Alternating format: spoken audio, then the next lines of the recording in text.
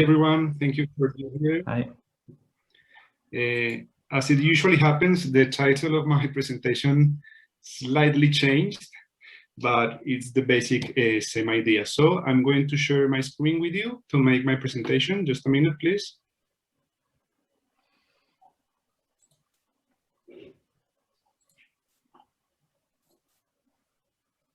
Okay, you should be able to see it now. Yes. We're seeing. Just a sec, please.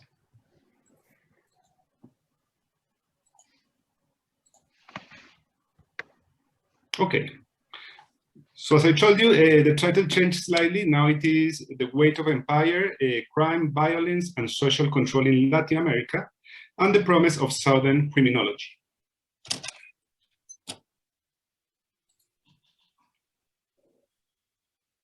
So this is the basic layout of my presentation. It consists of 5 main points: an introduction with some leading ideas. I will briefly discuss, but as I did in my paper, the main arguments of the Southern Criminology project. In the second part, I will discuss briefly some critical elaboration of Southern Criminology, capitalism, colonialism, and empire. Then I will concentrate on the most empirical part of my paper, which is Latin American crime control fields from a Southern perspective. So I will try to show in this part, which is very descriptive so far, some concrete examples that may show how Southern criminology may aid or contribute in an emancipatory way to the theoretical criminological debates on crime and violence, particularly in the global South.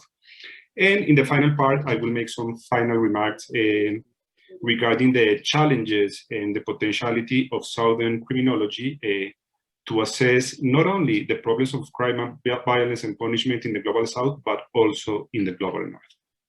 So let's get started. So first, I will talk a little bit about Latin American crime control fields, political economy, and colonialism, which are like the main theoretical aspects of my paper. And which are the leading ideas of my paper briefly put. First, some of them may seem obvious to you, but I think it's important to lay the ground.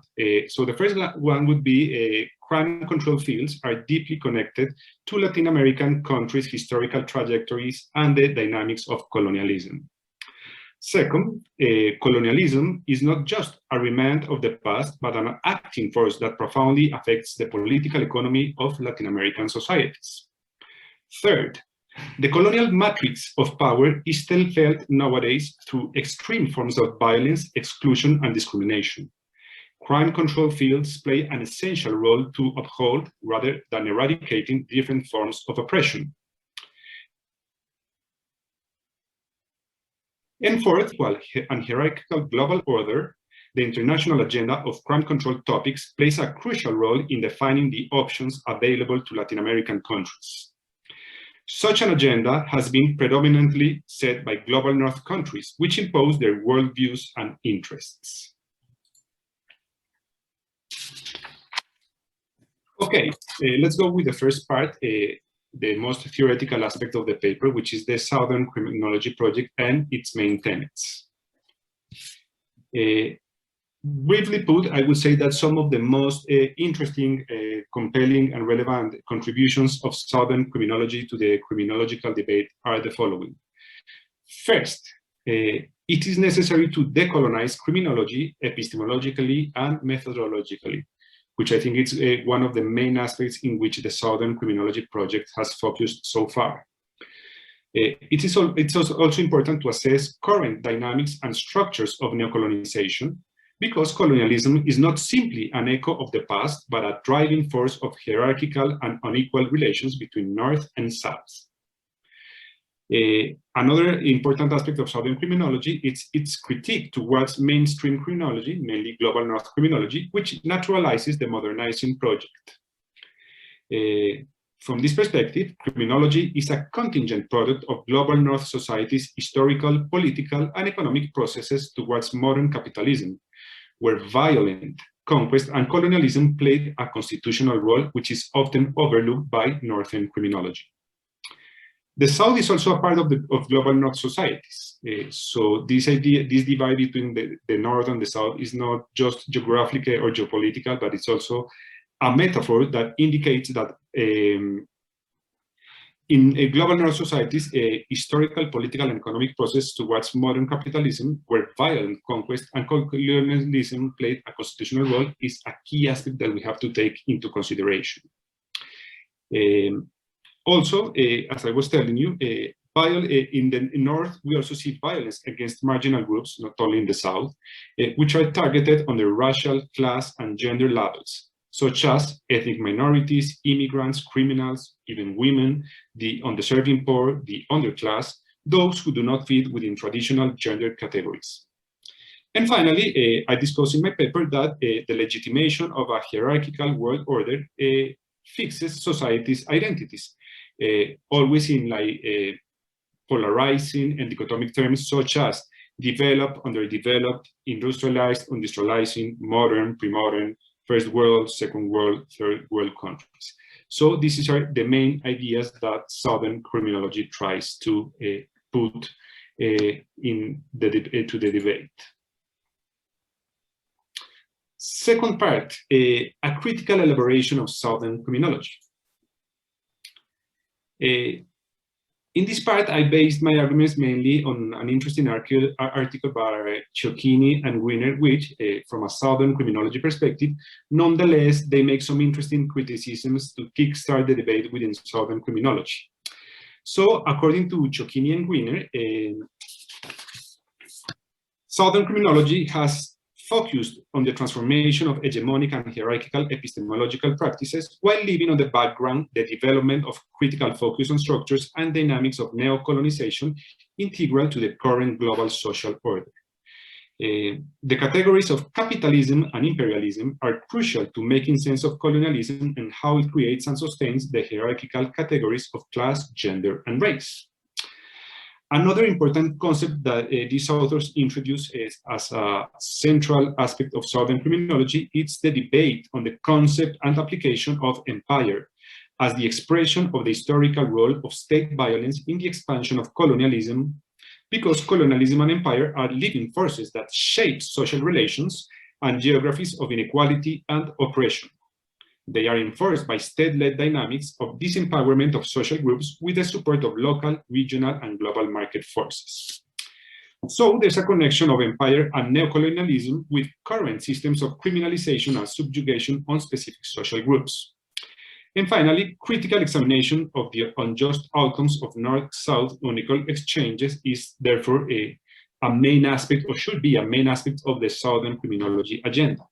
And in the case of Latin American countries, crime control fields are supporting structures of neocolonization and empire, which we should focus on.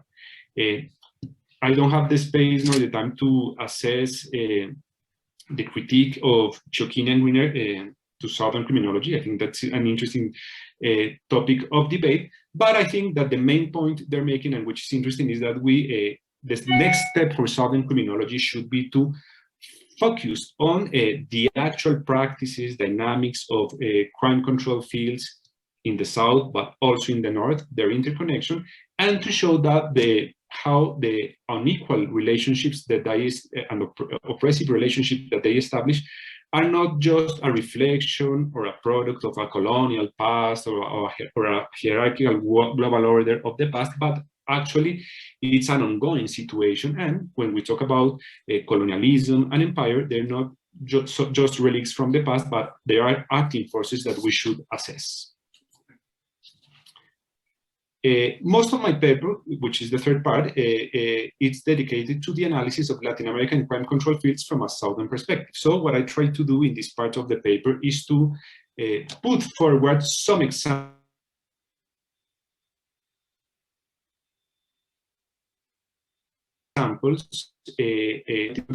that may illustrate how the Southern criminology agenda could go ahead. Of course, many of my colleagues and friends have developed research on these topics, but I just want to point to some relevant aspects that we could focus on, also on a comparative perspective, because I think it's in Latin America is much needed a more intensive comparative analysis of our crime control fields.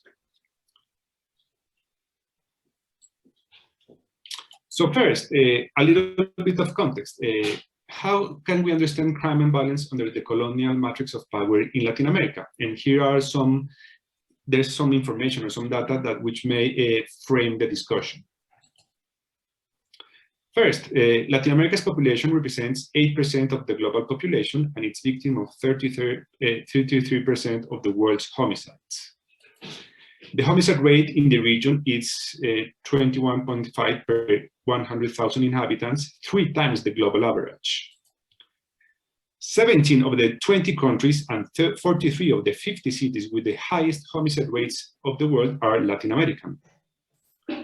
South America and Central America display the highest levels of reported physical assaults and violent robberies in the world, much intense than the average Western Europe rates. So this basic information, what does it tell us? But basically that Latin America is maybe the most violent region of the world, with the highest crime rates, and also, and I think that it's not a coincidence, it's the most unequal region in the world. One of the main topics of research in Latin America, especially in the last years, has been the problem of prisons. So we have very interesting comparative research and very specific case studies of imprisonment and tendencies of imprisonment in Latin America, but also regarding the governance of prisons. Actually, many of my colleagues that are here have researched and published on these topics and are publishing very interesting work on these topics. So I think that imprisonment is one of the main examples of penal excess and the discriminatory and oppressive features of crime control fields in Latin America. And I'm going to mention some basic examples to show this. First, during the last 3 decades, imprisonment rates doubled in the region, more than 100%, reaching 237 inmates per 100,000 inhabitants. At the beginning of this period, more or less 30 years ago, it had been 126 per 100,000 inhabitants. Latin America then displays one of the highest imprisonment rates in the world. To make a comparison, the global average is 145 inmates per 100,000 inhabitants. So Latin American rates are much higher than the world's average. Latin American population represents 8%, as I told you before, of the world's population, but houses 12% of the globe's total prison population, around 1.2 million people. If we include the United States imprisonment rates, which is 639 prisoners per 100,000 inhabitants, the Americas, and this is very interesting, display the highest imprisonment rates globally. So here we can make very interesting comparisons between the United States and Latin American countries.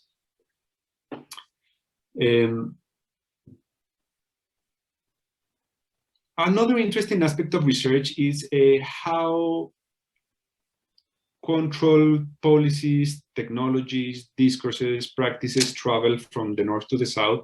And I think the United States is a huge example in Latin America because they have financed many of our penal reforms and our prison expansion and also technologies of control. So to put a brief example, the United States financed countries like Chile and Colombia to expand and modernize their penitentiary systems and adopt incapacitation and disciplinary techniques epitomized in the Supermax prison model. This came together also with a broad procedural criminal reform in Latin America, where most of Latin American countries changed the inquisitorial penal system that we inherited from continental Europe to the accusatory adversarial system typical of the United States. And I think this is a huge topic in Latin America, which came together also with the transformation of prisons. As a result of this financial and technical aid from the United States. To put an example of Colombia, which is my country, the Uribe government from 2002 and 2010 built 10 new prisons to expand the capacity of the penitentiary system from 28 to 94 places in 1992 to 80,464 places in 2018, which is a 184% increase. By the end of the Uribe government, the average percentage of overcrowding in Colombia, nevertheless, was almost 33%.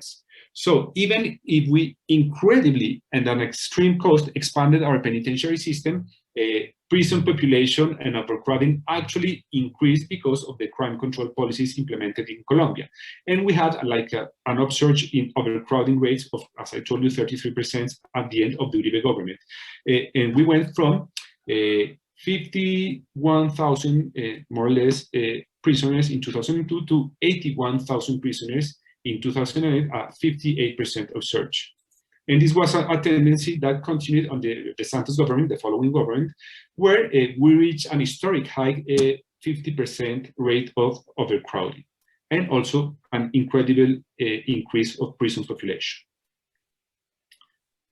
Another key aspect of research, I think, is the militarized policing and excessive use of force in Latin America, which is, I think, one of the main features in many Latin American countries regarding the crime control phase.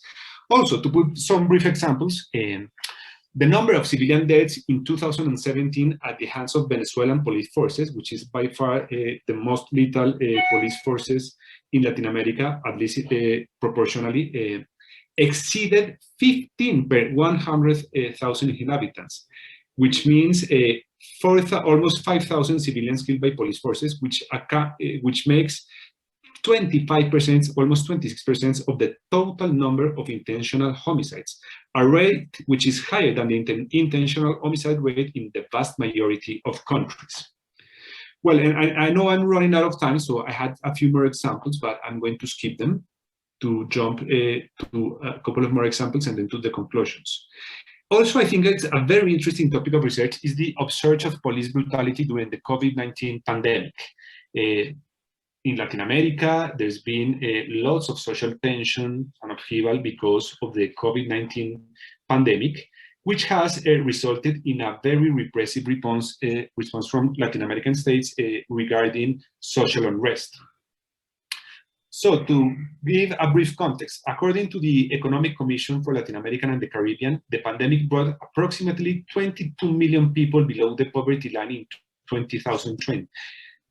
The extreme poverty rate was 12.5%, and the poverty rate affected 33.7% of the population.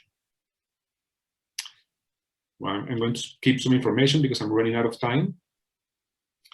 And some examples of the excessive use of force by the police forces. In Chile, just before the pandemic broke out, security forces repressed the social protest of 2019. Reportedly, they killed more than 30 people and injured hundreds of demonstrators. Many of them suffered severe eye injuries because of police-fired rubber bullets directly to their faces. And in Colombia, we're still living these social tensions. We're undergoing a more than a month-long national strike. And between April 28 and May 31, at least 20 people have died at the hands of police forces. Firearms shot by police forces injured 70 people. 3 persons were killed and 170 were wounded by non-lethal weapons used by the riot police. 6 people were severe injuries, and 1,000 police forces, and 2 of them died under their custody. Brazil is also another key example. In the first months of 2020, the police killed 606 people. Only Rio de Janeiro police killed around 6 people a day on average, a 43% increase from the same month in 2019. Sorry, Manuel, you've got 2 minutes left. Yes, I'm wrapping up. Thank you. Another key issue to research, I think, which is very interesting, is gender violence, femicide, and impunity in Latin America. I think another factor for the expansion of markets and forms of sociocultural operations central to colonial practices is gender violence, instrumental in institutionalizing capitalist market relations and hierarchies, inequality in the global south. And in Latin America, we have a huge problem regarding these issues. So to give you just a few examples, in 2019, 4,555 women were victims of femicide that have been reported in 18 countries in Latin America and 5 in the Caribbean, which nevertheless is, as we know, there is a lot of underreporting. At least 12 women fell victims to femicide each day of that year, which means that 1 woman every 2 hours is victimized by femicide. So I think there's also a huge topic of research for Latin America. And finally, my conclusions. And with this, I will finish. Latin America crime control fields reproduce the colonial power and knowledge matrix, directing their material and symbolic violence against the other. This colonial subject is constructed and subordinated through categories based on race, class, and gender. Those interlocked problems of violence, crime, and exclusion, that lacerate Latin American societies result from the subordinate and unequal relations that neocolonial forms of power impose at local, regional, and global levels. Mainstream criminology has been, for the most part, blind to this situation. Southern criminology has provided innovative epistemological perspectives to shed light on these forms of structural injustice and has questioned the legitimacy of Northern criminology as the dominant knowledge of crime and social control phenomena. To fulfill its emancipatory promise, Southern criminology must unearth the structural, political, economic, and cultural causes of violence and crime in the global South, their connection to the global North, as well as the forms of social control they elicit. Moreover, it must show how the power relations that emerged with colonialism and neocolonialism produce specific forms of government and state building. And finally, South criminology also must reveal the discourses and practices of social control that reproduce and legitimate the exclusion and oppression of certain social groups who are the main target of penal excess. Thank you for listening to me. Thank you very much, Manuel. Now we are going to listen to the commentaries and questions of our discussant, Lisa Miller. Thank you. Can you hear me? Yes, yes. Thank you. Thank you very much. Sorry, I was thinking I was gonna comment at the end, so I had a few overall things. I can perhaps say them later. First of all, thank you very much, Manuel, for this really provocative paper. I really enjoyed it. I'm very sympathetic to the— Sorry, Lisa, but probably it's Maximo, better to do the comments at the end, because it would be better okay. to do the 3 commentary together. Yeah, It's fine with me. Okay, You can do it at the end. what do you Okay, think? I think We have done like this in the previous sessions, so probably it's, okay. Okay. I did not. Okay, so we are going to pass to the second presentation. Okay. Can you see my screen now? Can you hear me? Yes. All right. So great. I'm very happy to now have the chance to present on my research. I'd just like to say 2 brief notes before I start. So first, this is a research in progress. And second, I've tried to present I've been practicing this presentation in the last couple of days, and I've struggled a lot to get this in 20 minutes. So I'll need to skip some very important parts of my paper. And you see that also in my PowerPoint. I'll just ignore some points there. But if you think there's something interesting or important, you could just ask me, and I'm happy to come back to this during the Q&A. All right, let me just try to move my PowerPoint. I'm not being able to. Okay, here is the outline of my talk. I'll start by just highlighting the Western dominance in criminological knowledge. I'm pretty sure by now everybody here is aware of this, so I won't spend too much time here. And then I'll move to the 3 key parts of my talk, which are the 3 steps to understand contemporary penalty or punishment in Brazil. The first step being changing the question. So why Nordic rates of imprisonment in a peripheral setting? Second, changing the lens. How can we make sense of mass incarceration, the reduction of mass incarceration in terms of economic growth and social inclusion in Brazil? And finally, changing the players. So we've paid so much attention to the role of politicians in mass incarceration in Brazil, but have basically ignored the important action of judges in this jurisdiction. So regarding the Western dominance in criminological knowledge, as I said, you're here aware of this. Many authors have already shown this. And I would just like to bring your attention to the fact that even us Southern scholars, quite often we reproduce this Western dominance, this Western lens to make sense of our own realities. So the example I give here is Louis Vacan's Punishing the Poor and David Garland's Culture of Control as the most cited works, at least in Brazil, when it comes to mass incarceration, punitive turn, and so on. So these are our references when we discuss mass incarceration. But the applicability in the Brazilian reality is somehow problematic and a bit limited. So this is why I'm here presenting on 3 steps to better understand contemporary punishment in Brazil. So the first thing, changing the question. We've long asking, why do we have such high levels of imprisonment in Brazil and also in Latin America?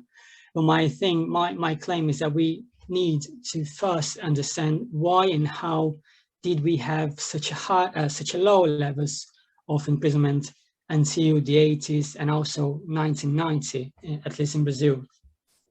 Here in this table, you can see rates of imprisonment of Nordic countries. And, oops, am I not sharing my screen anymore? Oh, what's happening? No, it's not. Sorry, I'll try and share again. And this hidden country, okay, thank you. And this hidden country here is, of course, Brazil, as my presentation is about it. So you can see some sort of similarity between that.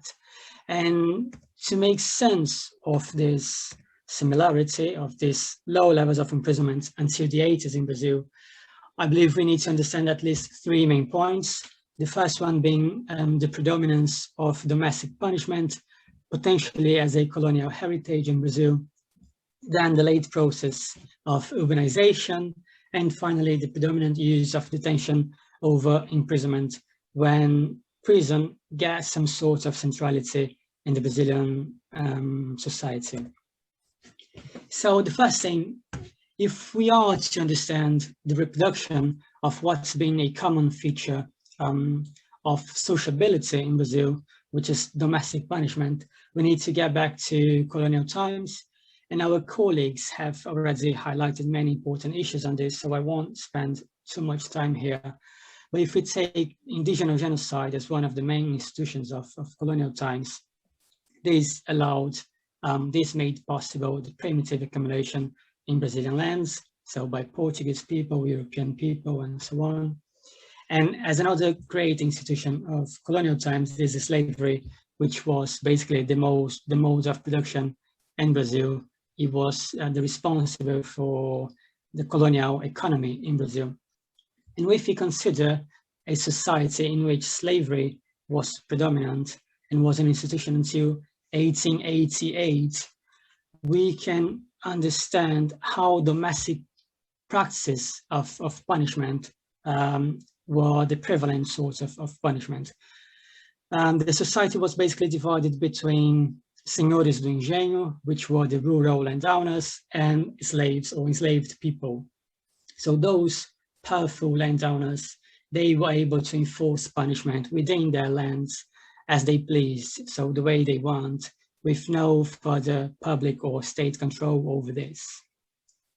And this has remained some sort of common practice even after slavery abolition in Brazil, but mostly because Brazil has remained or had remained a rural country until 1970, or the 70s, to be more precise.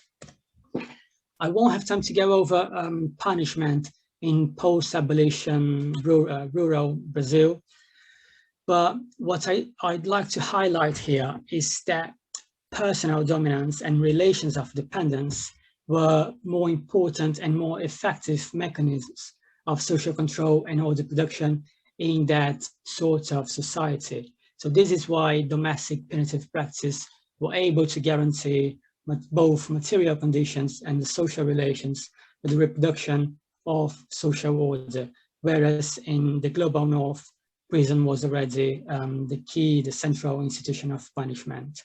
But this is because they were enforcing other sorts of discipline, hierarchy, and so on. And if we take a look at this first graph, we will see that indeed prison started to have some centrality in Brazilian society, or large importance, mostly from the 50s, which is an important period of industrialization in Brazil, and then by the end of last century, the beginning of the current century. But if we take a look at this second graph, which is about the number of annual arrests for every 100,000 inhabitants, we can see that there was a large increase in the number of arrests, mostly from the 70s, but this didn't make any effect in the size of prison population. So in the incarceration rates, if we take a look back in the first graph. And why is this the case? So this is the third point here, the predominant use of detention over imprisonment. Again, unfortunately, I won't have time to go into details here, but what is important to consider is that detention was the standard, was the pattern of the way prison was used in Brazil until at least the 80s. And it was featured by custody of short periods. It was mostly a product of police action in a way which wasn't dependent upon any sort of judicial activity or judicial control. And it was also unrelated to crimes. At best, some misdemeanors, such as vagrancy, drunkenness, or public disorder, and so on. So these periods of detention was very short, so such as a couple of hours, a couple of days, and they didn't affect the big picture of incarceration rates. And the roots, or the beginning of the use of this detention was mostly from the late 19th century and throughout the whole 20th century. This was also a representation of the transition from seigneurial power, which used to be the power held by those rural landowners, to police vigilantes. So in a transition and the beginning, the development of cities in Brazil, and also in a context of slavery liberation, slavery abolition. The justifications for police to detain people have changed a lot throughout time. I can come back to this point later during the Q&A if you want. But just to give you a better dimension and idea of what this detention, this concept of detention means.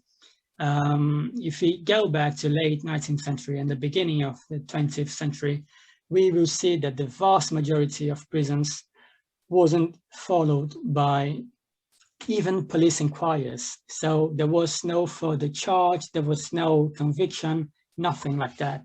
Just police putting people into custody for a couple of hours or a couple of days at best.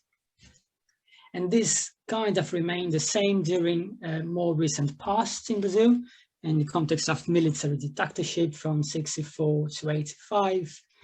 There's a researcher who indicates that arrests for investigation, which is a sort of arrest, not based on, not a response to crimes, but mostly just a form of social control used and enforced by police, amounted to about 95% of all arrests in the country during the military dictatorship during the 70s. And this is why the large increase in the use of and the number of arrests didn't affect an increase or produce an increase in the number of incarceration rates until the 80s in Brazil.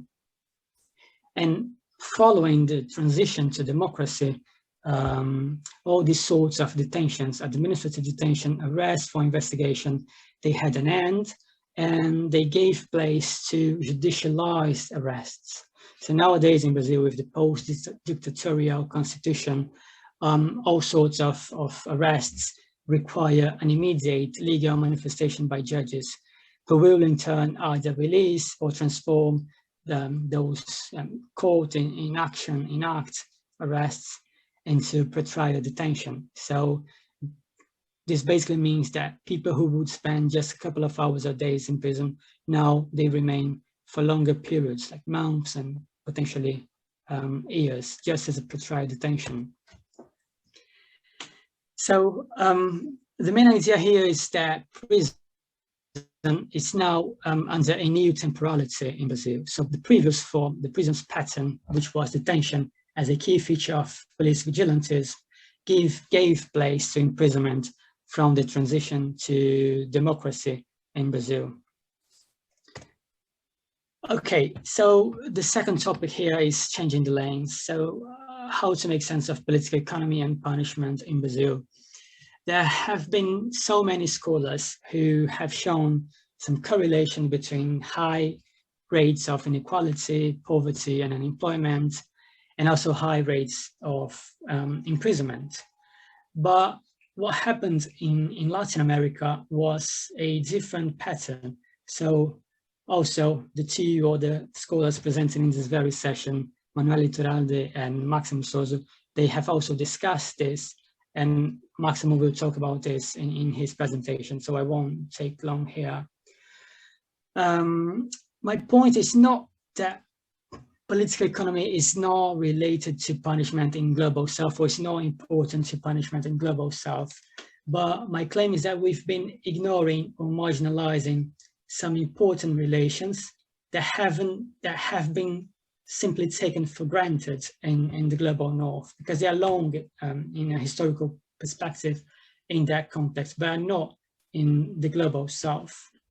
So we have to understand the process of state building and the consequent increase in the institutional capacity to punish, and mostly during the period of military dictatorships in the region. So this first graph will show a large decrease of unemployment in Brazil, mostly from 2003, when Brazil is now underwent a period of social inclusion and economic growth. We can also see this in the decrease of Gini index, so reducing inequality rates and so on.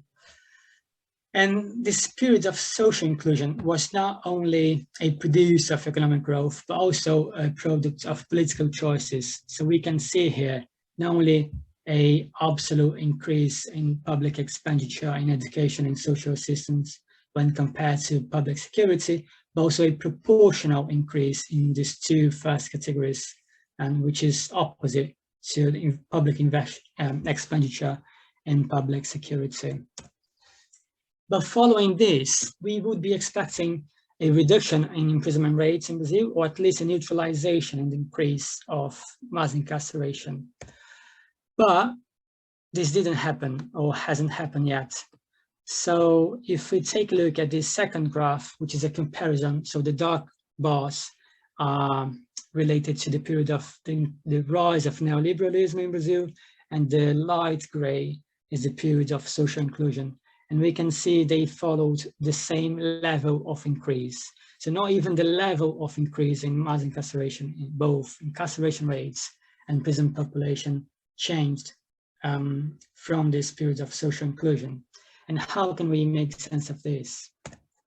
We need to understand that during military dictatorship, the penal system apparatus not only was enlarged, but became a key mechanism of governance and control in this region.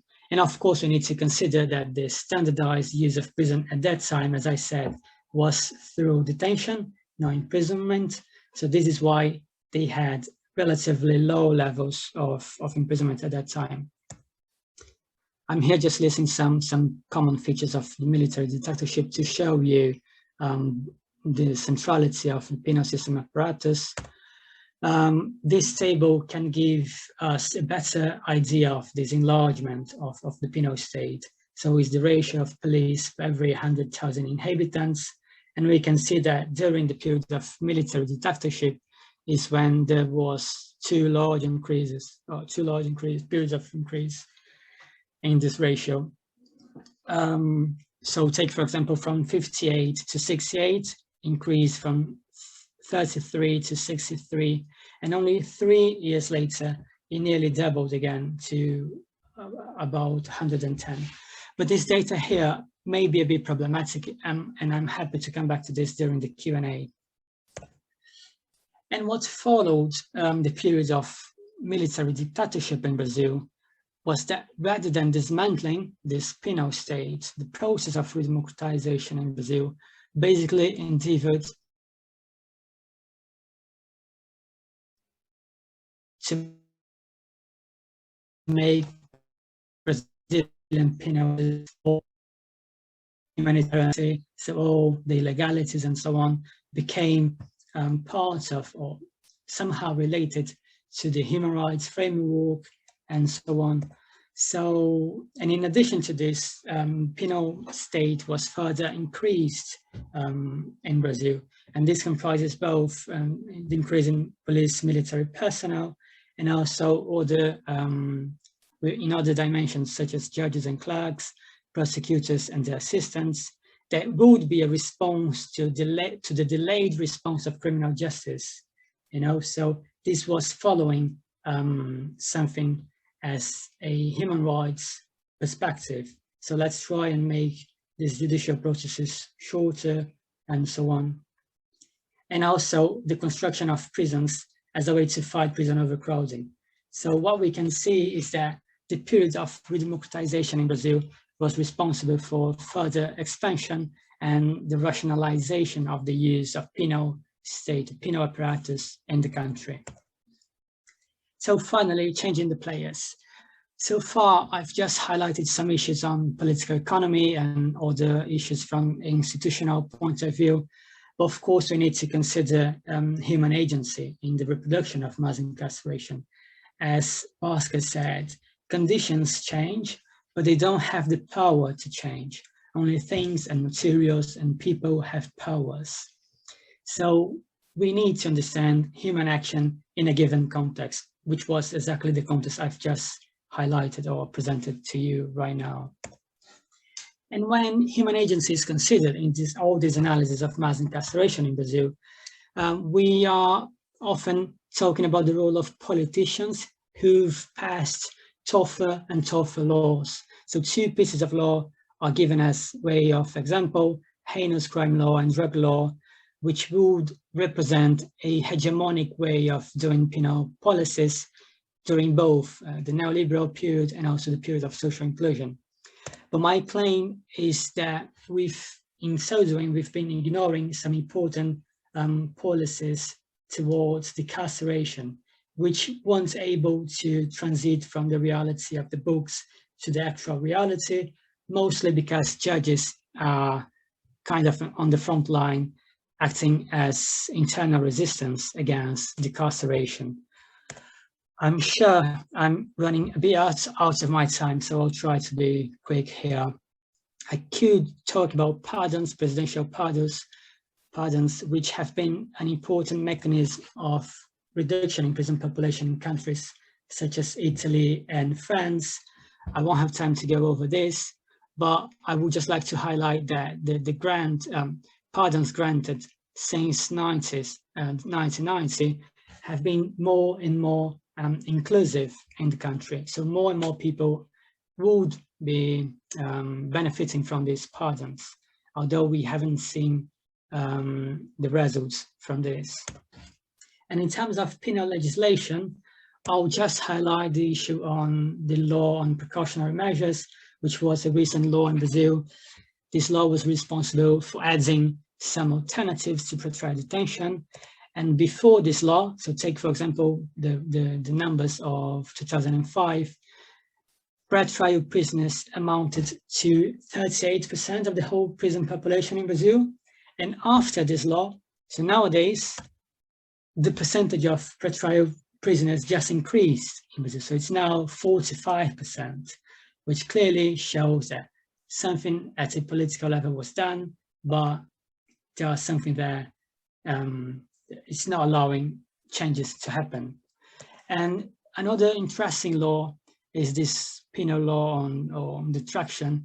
This would require me more time to give you a legal contextualization and so on. So just to skip this part and say that doing my sentencing analysis, I've seen that judges are not only not using this law, which are kind of towards penal moderation and so on, but they either ignore completely the law when they should be at least addressing this, or they expressly argue that this law is unconstitutional, so they will not use it, and so on and so forth.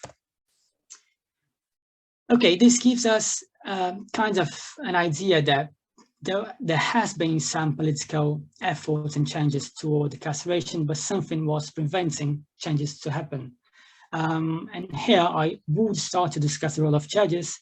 I'm sure I'm considerably out of my time. So just to conclude, I'll argue that in the Western democracies context, we can understand why judges haven't been important players.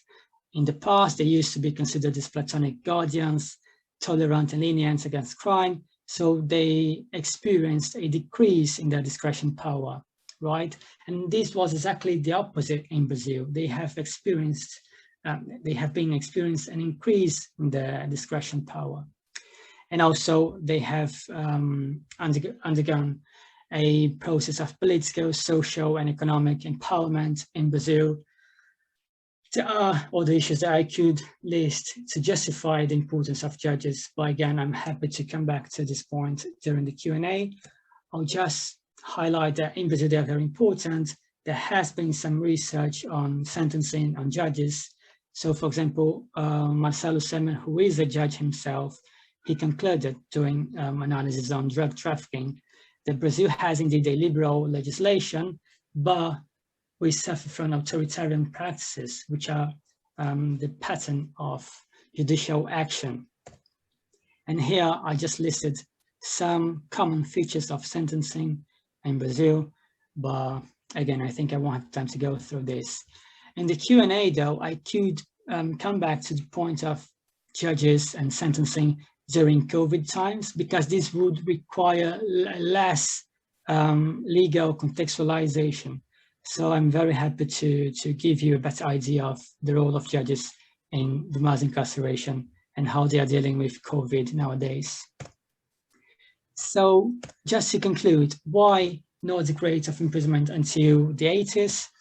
From a political economy point of view, we need to understand the role of domestic practice, domestic punishment in a context of colonialism, slavery, the reproduction of seigneurial power, and also the process of late urbanization in Brazil.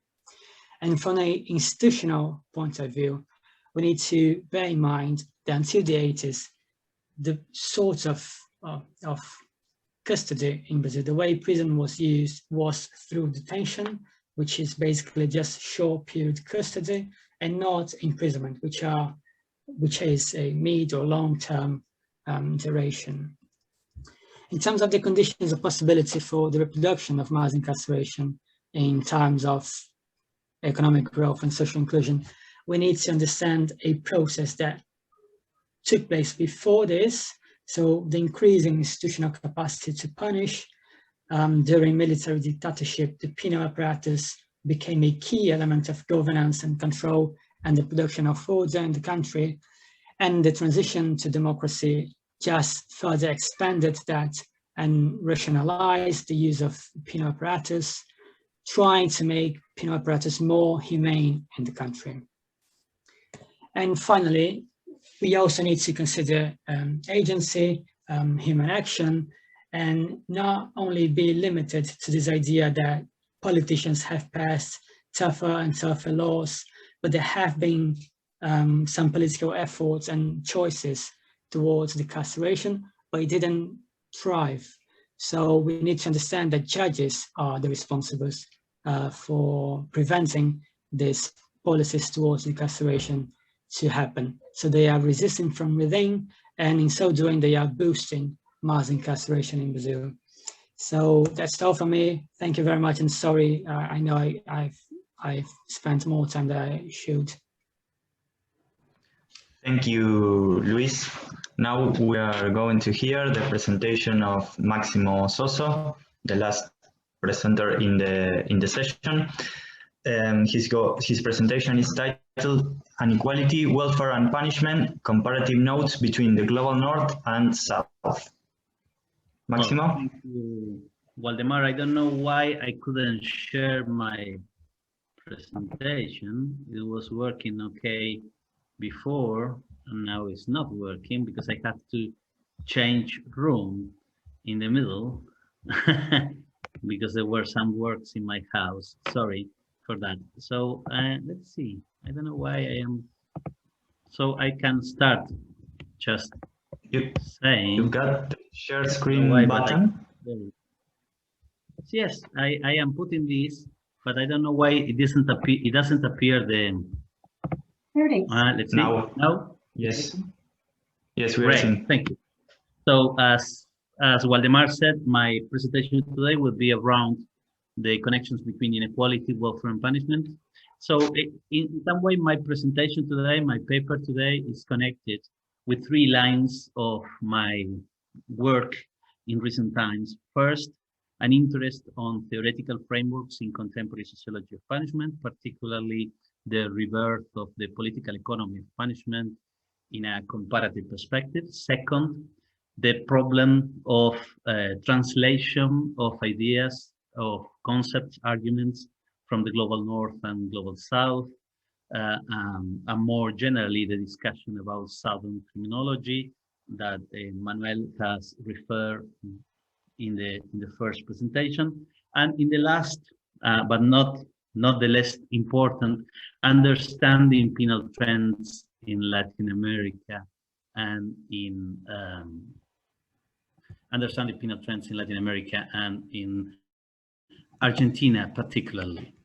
So during the last 2 decades, there were interesting attempts in the sociology of penality to reconstruct the links between macroscopic dimensions related to political economy and legal punishment. And the centrality of comparison was very crucial in this sense. And this implied the identification and analysis of penal differences.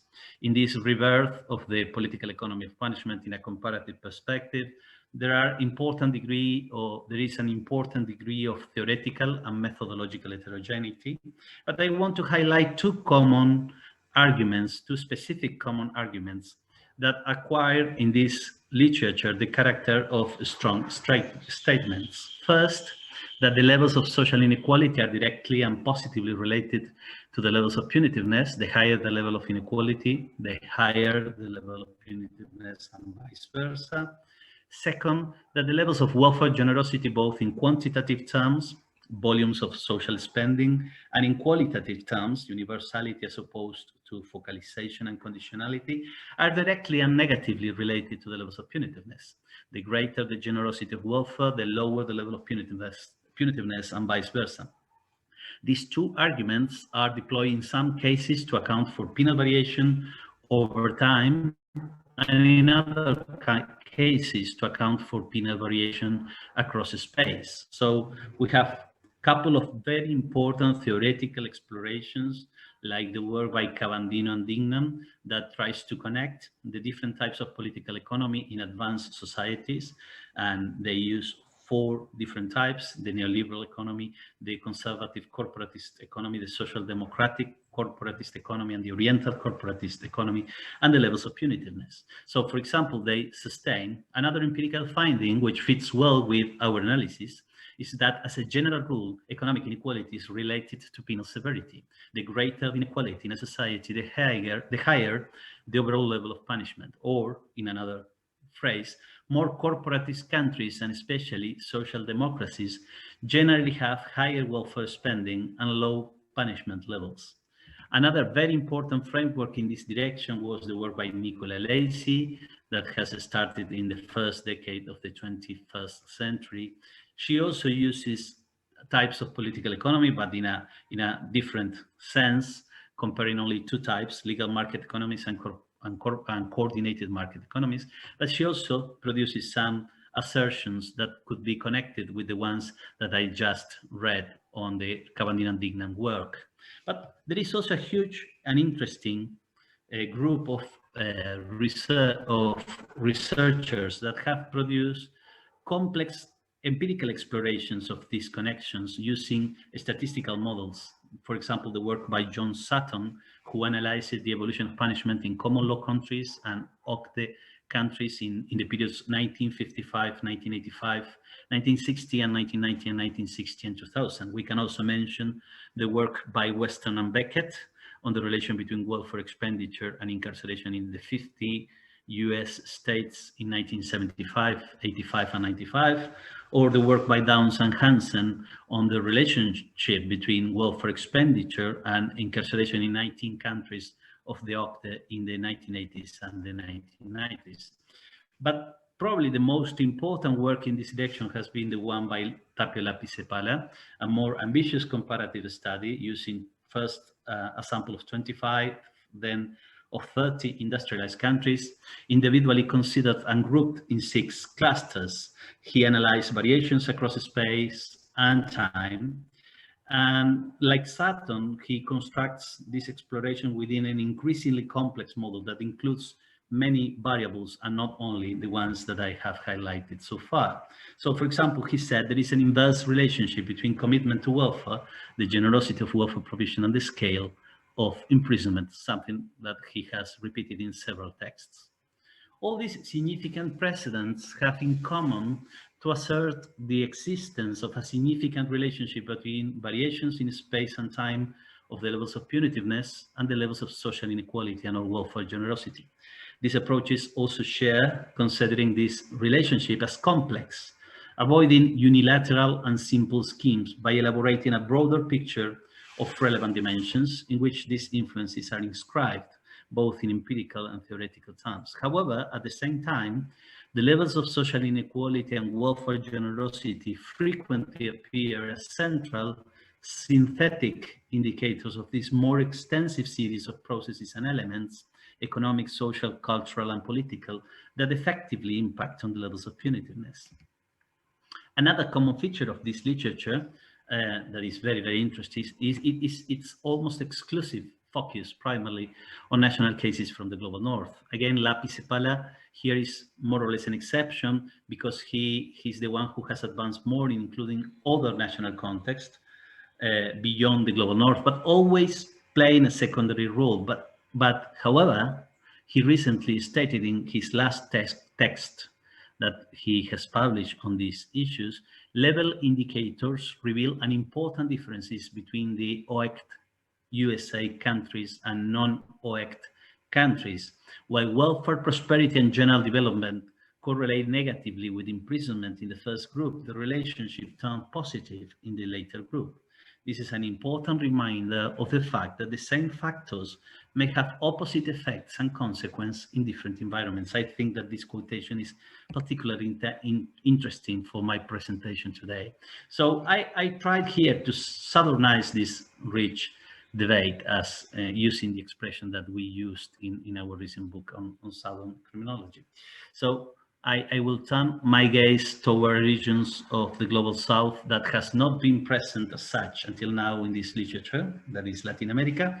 And I will try to do 3 empirical exercises very briefly, although because I know that time is running. So first, I will analyze potential correlations between income inequality and welfare generosity and incarceration rates, including Latin America, in the clusters of countries previously constructed by Lapisepala, both in the present and in the recent past. Second, I will analyze potential correlations between these variables among the countries of Latin America in the present and the recent past. And third, I will analyze the potential relations of these variables in its evolution over time among the countries of Latin America. So the first exercise, when we take the clusters of nations, the ones that were designed by Lapicepala and include Central and Southern America, we can see that both in terms of inequality using the Gini index and in terms of social expenditure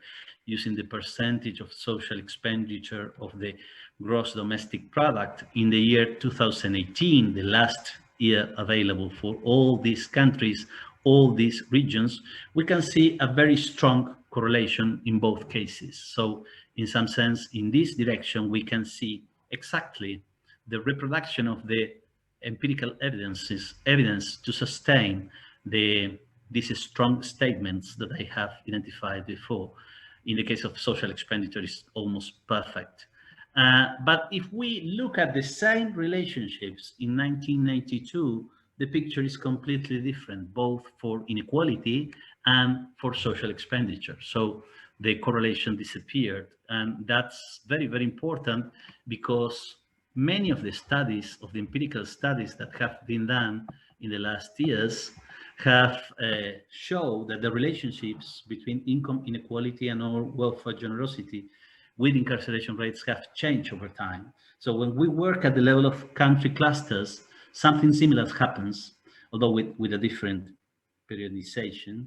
In any case, it seems that the relationship at these levels of analysis cannot be assumed as a constant over time, raising a question about what has changed for this to occur nowadays and not in our recent past.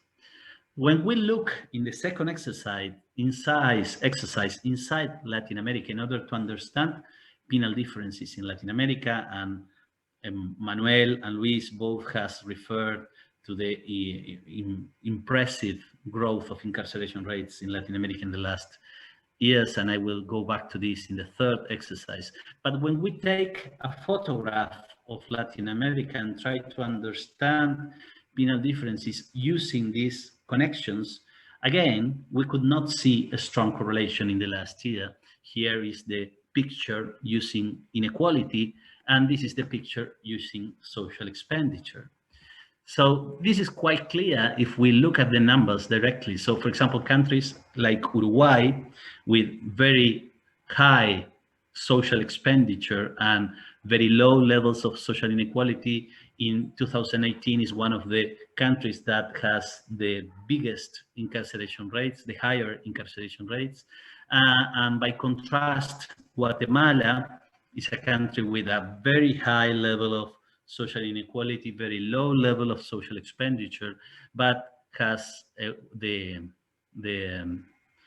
less important incarceration rate in the country. So, and we can see also this in 1992, if we compare this table with the one in 2018, we can also see these paradoxes all around. So,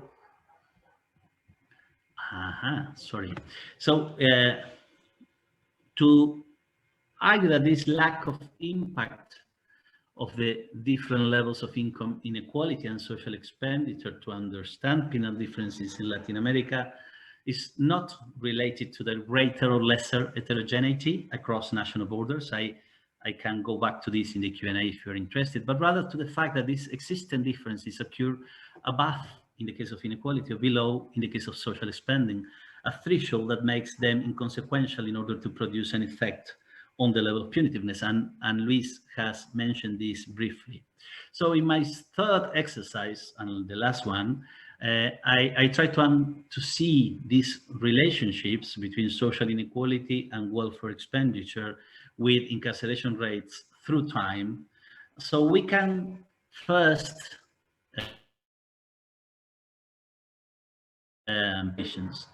that are in some way connected with descriptive statistics. All the Latin American countries have experienced an increase in the levels of punitiveness over the last 3 decades. This increase has strong levels of variation from El Salvador or Brazil to Chile or Mexico. All the countries in the region have experienced a decline in income inequality over these 3 decades, according to the Gini index, except for Costa Rica and Paraguay. This decline also has a wide level of variation. El Salvador or Bolivia shows a strong decrease of around 0.1 points of the Gini index, and Uruguay or Ecuador a weak decrease with less than 0.03 points of the Gini index. And finally, all the countries in the region have experienced an increase in social expenditure levels during this period, except for Panama and Honduras. This increase also has a wide level of variation. So, for example, there are countries with a strong increase in the social expenditure, always departing from a very, very low level of social expenditure in the beginning of the 1990s, like El Salvador or Colombia, and countries with a weak increase like Paraguay and Chile. So,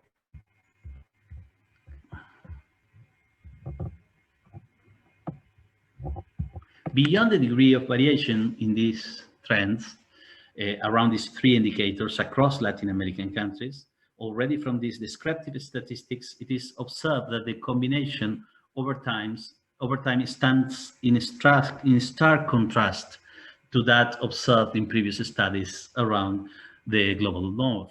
Economic, political, and social processes that are translated into respectively the decrease in income inequality and increase in public social expenditure doesn't seem to be accompanied in general by a decrease in the levels of punitiveness, as would be deduced from the theoretical and empirical explorations previously analyzed, but precisely by the opposite.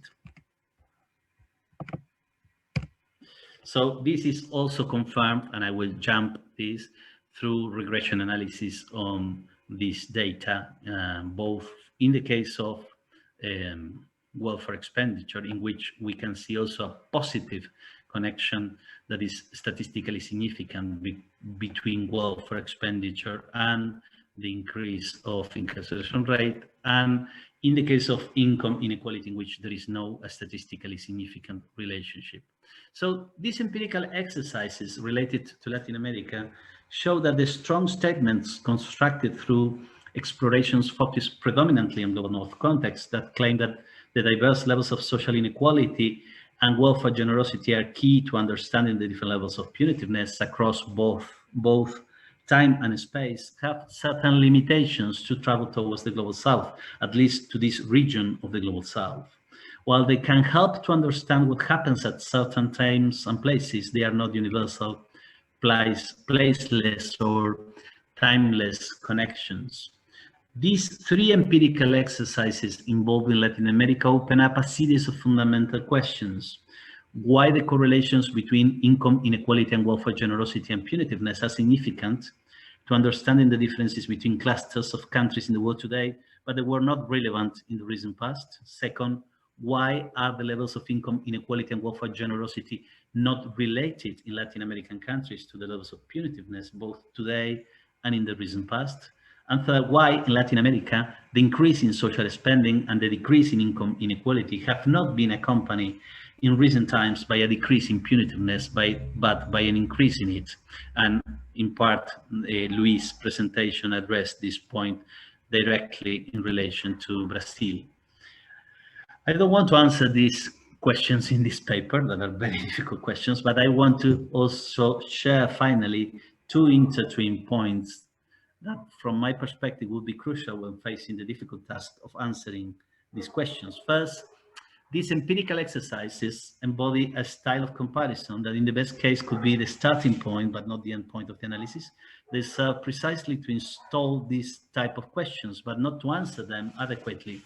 A different type of comparison is needed, detailed and in-depth exploration of contemporary and historical processes that shape the phenomena that can be synthetically captured through these statistical indicators on income inequality, welfare expenditure, or punitiveness. And second, it is necessary to assume, as Lapi Zapala points out, that variations and changes in socioeconomic factors do not have straightforward mechanical effects on imprisonment rates. Thinking about the relationship between macroscopic dimensions of social life and penalty in a way that is not mechanical and simple implies recognizing the important weight of the proximate processes and dynamics on penal decisions, actions, and outcomes. And from my perspective, this implies recognizing the central role of the strategies and struggles of the diverse actors both inside and outside the penal field that shape the use of the power to punish. Variations and changes in macroscopic dimensions only impact levels of punitiveness through these strategies and struggles and the results throughout history. So in order to answer these questions, we need to develop more focused studies on probably case studies or comparative studies with a very small n in order to address these two intertwin points. So thank you very much. I think that I do it on the time I have to do it. Thank you. Thank you, Maximo. It was in time. Now we are going to listen to the comments of our discussant, Lisa Miller, and then if you think it's okay, we can go to responses of presenters, and then we can pick up some questions of the attendants. Lisa, are you here? I'm here. Thank you. Can you hear me? Thank you. Yes. Great. Thank you.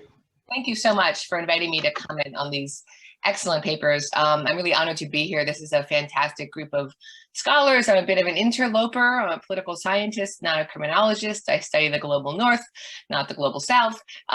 So I'm really honored to have the chance to comment. As Manuel and Maximo know, I do have strong interests in Latin America in particular for some new work I'm doing. So this was really very opportune for me. So thank you. There's so much to say. These are very rich papers. In the interest of time, I'm going to make a few short comments about each paper and then a few general comments. Overall, I see all of these papers actually as raising really important epistemological and methodological questions that I think each of the papers actually could highlight a bit more. So I'll talk about that a bit in my comments. I'm going to go in reverse order because that's sort of how it made sense to me logically with how I'm thinking about the papers as a group. So Maximo, I really, really like this challenge to the conventional narrative that you're posing. You know, this idea that there's this relationship between social spending and inequality on one hand and punitiveness on the other is really problematic. And I actually think you could you undersell your findings a bit. I think you have a lot more to say with respect to a real serious challenge to that kind of conventional wisdom. You're very generous to the existing literature, which I myself, you know, engage in, and I think you could really you could be. I think you're posing a very significant challenge to a theoretical framework that's widely accepted. I mean, if the relationship between social spending and inequality on the one hand and punishment on the other go in the opposite direction in much of Latin America, or if there's no relationship at all, this raises serious questions about what are the causal pathways to lower imprisonment in the global north. Are all of these things, high social spending, low inequality, low imprisonment, co-varying but not causal? Are they caused by something else? I mean, I think there's I think yes. I think there's a whole sort of prior state building dimension that gets into some of what Luiz and Manuel's papers are about. And I think that's a very provocative challenge. And I think you could state that more forcefully. And I think that's, in addition, I think you also raised some really compelling questions about concepts and concept formation that you kind of allude to, but which I'd like to see you develop more. It's partly the political economy, so that the framework of the political economies, you know, market liberal, you know, MLEs or neoliberal economies, conservative corporate, social welfare. It's those concepts, but it's also the welfare state itself and the concept of inequality. You know, we've kind of become accustomed to using the Gini index as the thing itself, right? As inequality, as opposed to just a measure of inequality. But it's not the concept itself. It's just a way of measuring it. And maybe it's not the best measure. It tells us something about relative inequality, but what does it tell us about a given set of relations in a particular context, in a particular place and time? So I think thinking a bit more about concepts and concept formation could be really, really useful here. The concepts that we sort of deploy pretty regularly are really under-theorized, and thinking about concepts also requires us to think more systematically about causal pathways. I really like Gary Gertz's book for this, Concept Formation, and it's challenging. Maybe I'm thinking about it a lot because I teach research design in the spring, and so it's been on my mind a lot this spring. But I think there's a real opportunity here. Of course, naturally, I wondered what the role of serious violent crime is here. I know you use homicide in the regression, but I'm not just talking about marginal increase or decrease over time, but also just sort of high and low violence contexts. So there's huge variation, right, of course, across Latin America. And theories of inequality and punishment are not only about prison as sort of social control for the lower classes, they're also about crime. High social spending, lower inequality, supposed to mean lower violence, lower crime. And maybe some of the marginal increases in social spending or reductions in inequality that we see that don't translate to lower imprisonment, maybe there's a crime aspect there that has to do with levels of violence, right? Maybe where levels of violence are so high, it just doesn't matter if you make a marginal decrease in inequality. It's just the demand side sort of punishment is so high. So I think that is an important dimension that I'm going to come back to that a little bit later, sort of as an overall comment. And then lastly, I think Luis's observations about state capacity could be helpful here. So Guatemala, right, high inequality, low imprisonment. Uruguay, lower inequality, but higher imprisonment, which is counterintuitive unless you think about just the pure capacity, right? Uruguay has, I think, a GDP that's 5 times the size of Guatemala. So maybe it's not surprising that there's more imprisonment. If we look at El Salvador, right, really, really high violence, incredibly high homicide rates, extremely low GDP. I could imagine a situation where over over some time period, you get some economic growth, you get maybe more social spending or increase in capacity. And so you get more imprisonment, even though homicide rates don't really change. So it looks like there's no relationship there, but in fact, maybe the higher imprisonment is coming from pent up demand for more punishment. I'm not saying that's good. I'm just saying that's possible. So I'm going to come back to that point a little bit later, but I think this is a terrific paper, Maximo, and I really, I'd like you to, really take some of these points a little bit further. So per your suggestions, Maximo, Luis is doing this sort of, deep dive case study, which I think in a particular time and place, which I think is terrific. Looking at average effects isn't the only way to do social science. I love the regressions, Maximo. I think that's very helpful, and particularly for your purposes, right? But sometimes we care about individual cases. As I was reading your paper, Luis, I was thinking about Kim Shepley, who's a socio-legal scholar, and she makes this great point. She studies constitutions, and she makes this great point about constitutions, where she says, we don't always want to know just the average effect of average constitutional arrangements on average outcomes. Sometimes people want to understand their own constitution, right? What's my constitution going to do? What are the effects of my constitution's arrangements on various outcomes? So, we don't just want to know about the average relationships. We also want to know, what explains Brazil, what explains Argentina. And again, I think you could also make more of this, right? This is a very important contribution to do this, intensive case study that can help us understand a specific case. And of course, explaining specific cases is a huge part of knowledge production. And it also then informs theory and informs thinking about causal mechanisms, that goes beyond the individual case itself. I love Howard Becker and Charles Reagan's book, What is a Case? If you don't know, it's terrific. So I again, really innovative. I think you could highlight the innovation a bit more. And I love the question, why does Brazil look like Norway in the 1980s? And I also like the sort of the historical dimension. But I felt a bit of a disconnect between the first part of the paper and the second part of the paper. I think this colonial history state building dimension is really important, but I like the sort of way you lay out these sort of 3 feet: the private enforcement, late urbanization, and detention. I think that's all very compelling, but I'm not sure how that translates into sort of the second half of the paper, which has kind of 2 stories as I see it. One is the military, the dictatorship, and kind of the construction of this militarized criminal justice infrastructure, and the other is the role of judges. And I wasn't sure how those 2 things connected, and I like to see that developed a bit more.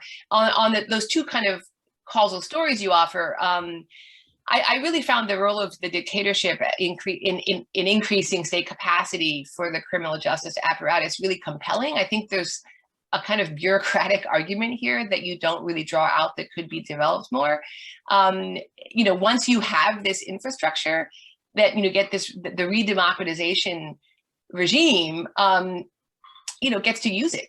And it's really hard to dismantle, you know, bureaucratic systems. They have their own imperatives, and it's not always nefarious. Sometimes it's just status quo bias. So even as, you know, you say, you know, through this re-democratization process attempts to kind of humanize this criminal justice apparatus, it exists, and it's highly militarized. And, you know, as we know here in the US, right, you create that system, and then people in it find a way to use it. So I think that story is really compelling, and it's exactly the kind of thing I think that we need, right? Understanding the mechanism, the causal mechanisms that link some of these, that explain some of these outcomes. And the piece about the judiciary, I also found very interesting, but I wanted to know more about what the relationship was, if any, between the story you're telling about the contemporary judiciary and the sort of older historic colonial story. Is the current, I sort of felt like the current judiciary is kind of the modern incarnation of the señorial power. I'm not sure I'm saying that word correctly, but, you know, it felt like this kind of reproduction of the elite, you know, whiter, you know, groups that have sort of persistently maintained social hierarchy. But I don't know if that was the implication or if that's correct. You know, are judges largely coming from these kind of elite classes? Are they part of this sort of systematic marginalization? If so, can you demonstrate that? And if not, then you know, what explains why judges are doing what they're doing, and how are they a piece of that story? So there were these sort of very compelling pieces, but I think, you know, you need to do more to tie them together. Last point, I like with Maximo's paper, I would have liked to know a little bit more about what violence looked like during this time. This is going to be a theme. Anybody who knows me could have predicted this, right? You know, Brazil's imprisonment rates may have been like the Nordic countries in the 1980s, but their violent crime rates weren't. So there might also be a capacity story here, right? That as you get this, you know, sort of bureaucratizing and expansion of militarized policing and you know, use of imprisonment over sort of just small detention, you know, what's happening with violent crime? What does it look like in cities and in rural areas, and where is the imprisonment occurring? And I'm not suggesting any kind of one-to-one relationship here, but I think it's an important, you allude to it with the late urbanization, but I think that could use more attention. So great, all excellent work. Thank you very much for that. Okay, so I think all of us, this leads us to Manuel's paper, which, and I'm extremely sympathetic to the links that Manuel, that both you and Luis want to make to the colonial past. I think this is crucial for understanding Latin America. I think it defies logic to think that the contemporary levels of violence that you highlight in your paper, Manuel, both in terms of you know, personal violence and state violence, to think that, you know, these extremely high levels in Latin America and the deep racial dimensions of them are somehow unrelated to the fact that Latin America is the you know, region of the world where slave settler and extractive colonialism were experienced in larger quantity and for a longer period of time than anywhere else in the world. So I think this is the right approach. It's less clear to me, though, how these forces affect contemporary, so the past couple of decades that you want to try to explain. There's a lot of big theories here, but not so many causal mechanisms, right? What are the processes that lead us from this colonial past and imperial contemporary to these particular outcomes in these particular places in these particular times? Kind of back to Maximo's question. You know, criminal laws don't get passed or enforced by colonialism. They're passed by particular people in particular places in time for particular reasons. So what do these processes look like? And what is the link to the kind of colonial, the broader colonial past? There's also huge variation, right? As you point out, Bolivia, I think, has an imprisonment rate of less than 100 people per 100,000. In Belize, it's like 400 per 100,000. Can we explain this through variation in the colonial experience? And I think this is where Luis's comments about state building become so important, right? But I would sort of go even farther back, thinking about institutions, the way institutions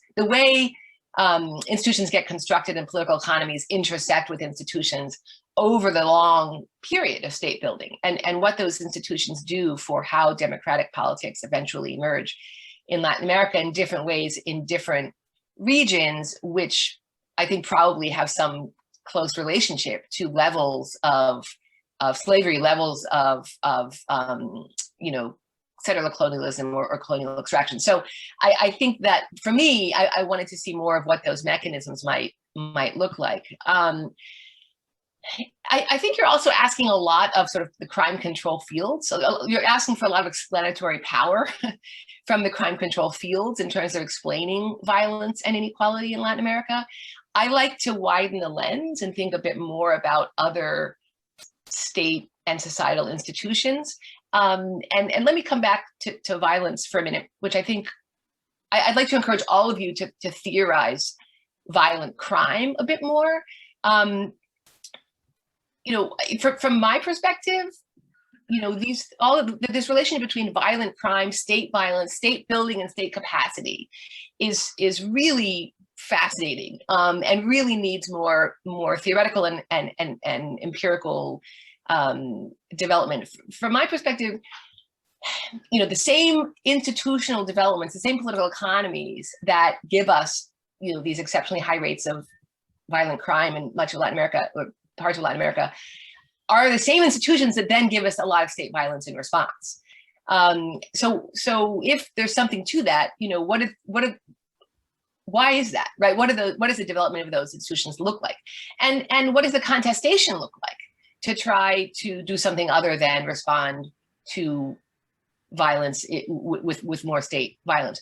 There's possibly a real positive feedback process that happens here where, the institutions that have trouble quelling violence then create a context where people don't want to invest social spending or aren't interested in reducing inequality, which then creates more street violence and more state violence.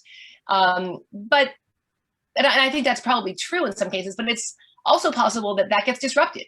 In my work on comparative US and Europe, punishment isn't the only thing people want in response to criminal violence. There's a lot of support for a whole wide range of policies that might mitigate violence in the first place, but institutions shape whether sort of democratic publics get just punishment or something more. So I think this is a real opportunity to sort of circle back to the main theme of these papers, which is the role the Global South can play in helping us think better and more productively about the relationship between social structure, social spending, inequality, violence, and punishment. I think there's a real opportunity here for deepening our understanding of state building in ways that help us explain not only punishment, but also, other forms of violence. The last thing I want to say, I know I've taken some time and there's probably a lot of comments and questions. The last thing I want to say is just to raise what I see as kind of a tension between Manuel's paper and Maximo and Luis's papers, which is that I think, as I read it, Maximo is asking us to sort of take time and place seriously, to consider variation across Latin American countries over time. Luis is looking at a very discrete point in time and trying to understand change in that context. And Manuel's paper is a larger kind of a larger theoretical framework for understanding Latin America more broadly. And I see a bit of a tension there, and I wondered if you did too, and if so, what you think. And the other tension is sort of the agency. Where is the agency in how colonialism and imperialism shape actual on the ground outcomes? And Luis talks about this a bit with the military, with the dictatorship. So the agency of the exercising this authority in ways that create this state capacity, this infrastructure for criminal justice. And I think that's also really important. And I sort of tension between Manuel and Luis's papers in that sense, and I'd like to hear more. I could go on, which says a lot about how rich and wonderful these papers are, but I'm sure there are lots of comments, so I will leave it at that, and I look forward to hearing more from you. Thank you very much.